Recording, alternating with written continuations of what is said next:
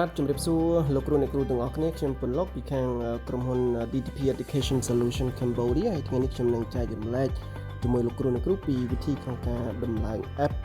ដែលយើងអាចប្រើជាមួយនឹងទូរស័ព្ទដៃនៃសៀវភៅ My Phonics អញ្ចឹងយើងអាចប្រើជាមួយនឹង iOS ក៏បាន Android ក៏បានអញ្ចឹងណាលោកគ្រូអ្នកគ្រូហើយដើម្បីងាយស្រួលលោកគ្រូអ្នកគ្រូអាចចូលនៅក្នុង website Express Digital Book ដែលយើងប្រើ computer ដើម្បីបង្កើត account Express Digital Book នឹងមួយសិនហើយលោកគ្រូអ្នកគ្រូធ្វើតាមដំណាក់កាលដែលខ្ញុំប្រាប់យើងត្រូវ sign up មកហើយយើងដាក់ code ពីក្នុងសៀវភៅពេលដែលយើងដាក់ code ហើយយើងចុចពាក្យ next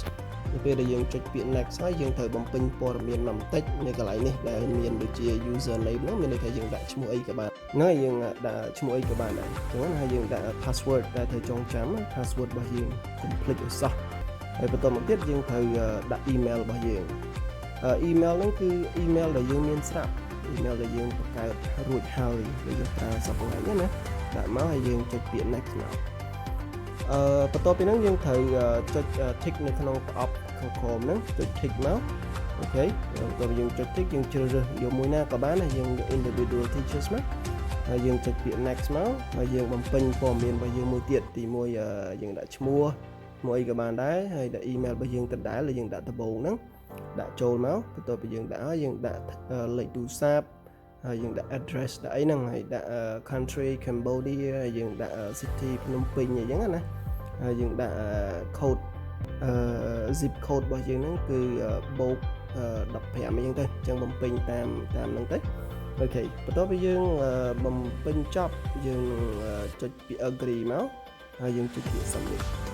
ពេលយើងចុច submit ហើយយើងនឹងជោគជ័យក្នុងហ្នឹងអញ្ចឹងណាបន្ទាប់ពីហ្នឹងយើងចូលក្នុងទូរស័ព្ទដៃដើម្បីយក account ដែលយើងបង្កើតតាមកុំព្យូទ័រហ្នឹងយើងមកបញ្ចូលជាមួយនឹងទូរស័ព្ទដៃយើង download Express Digital Book ហ្នឹងមក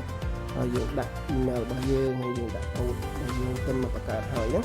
ហើយយើងនឹង load សៀវភៅឲ្យតែម្ដងគឺ load ចេញបែបហ្នឹងអញ្ចឹងក៏សូមបញ្ជាក់មួយលោកគ្រូអ្នកគ្រូដែរត្រូវមាន app Express Digital Book ទៅ download ទុកក្នុងទូរស័ព្ទដៃណាហើយដើម្បីចូលប្រើប្រាស់